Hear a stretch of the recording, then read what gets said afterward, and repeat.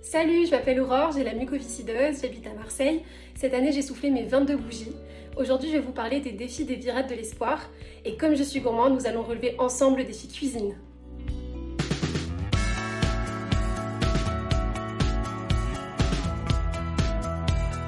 Vous le savez sans doute, mais Vaincre la mucoviscidose organise depuis 36 ans les virades de l'espoir pour lui permettre de nous accompagner au quotidien, de financer des postes dans les hôpitaux et de faire avancer la recherche. Tous les jours, comme tous les malades, je dois faire de la kiné respiratoire et je peux compter sur l'asso pour m'accompagner dans tous mes projets. Les virades de l'espoir, c'est quoi? C'est un événement festif annuel dont le but est de récolter des fonds pour l'association Vaincre la mucoviscidose.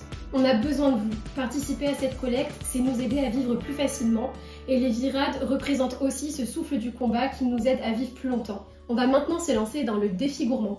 La recette que je vous propose va vous ramener en enfance. Nous allons faire un gâteau au yaourt marbré sous forme de cupcake que vous pourrez décorer. C'est un super goûter pour ceux qui aiment les recettes simples et qui aiment se faire plaisir. Pour cette recette, vous aurez besoin de 3 pots de yaourt et chaque pot de yaourt servira d'unité de mesure pour les ingrédients d'après. Pour le sucre, vous aurez besoin de 2 pots et demi de sucre, 4 pots de farine, 3 quarts de pot pour l'huile de tournesol. Vous aurez aussi besoin d'un sachet de sucre vanillé, de 2 sachets de levure chimique, de 2 œufs, de cacao, ainsi que des décorations pour décorer vos cupcakes et bien sûr des moules à cupcakes. Avant de commencer votre préparation, préchauffez le four à 180 degrés en chaleur tournante. Tout d'abord, versez les yaourts dans le saladier.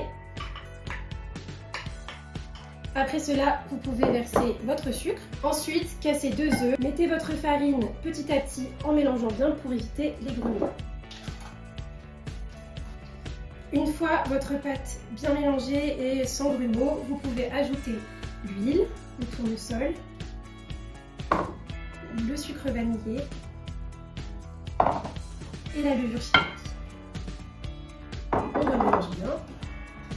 Et une fois votre préparation terminée, nous allons mettre la moitié de la pâte dans un autre saladier pour y ajouter le cacao.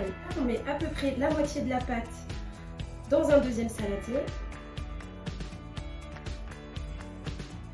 Et on va y ajouter le cacao.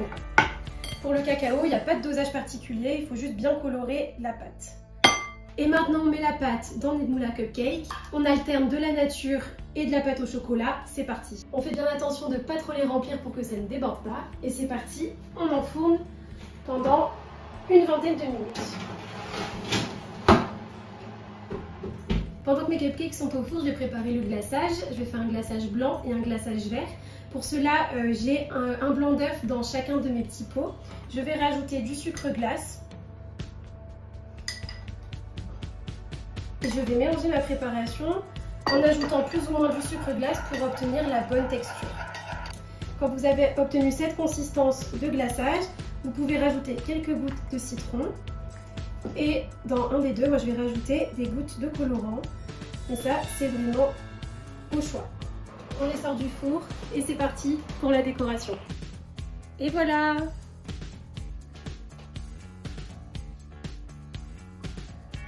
Si j'ai pu le faire, vous aussi. Aidez-nous et soutenez les virades de l'espoir en relevant ce défi ou les autres ou en faisant un don en ligne sur virade.org. N'oubliez pas de partager vos réalisations sur les réseaux sociaux. Aidez-nous à faire avancer la recherche pour que moi et les autres malades puissions garder le souffle du combat encore longtemps.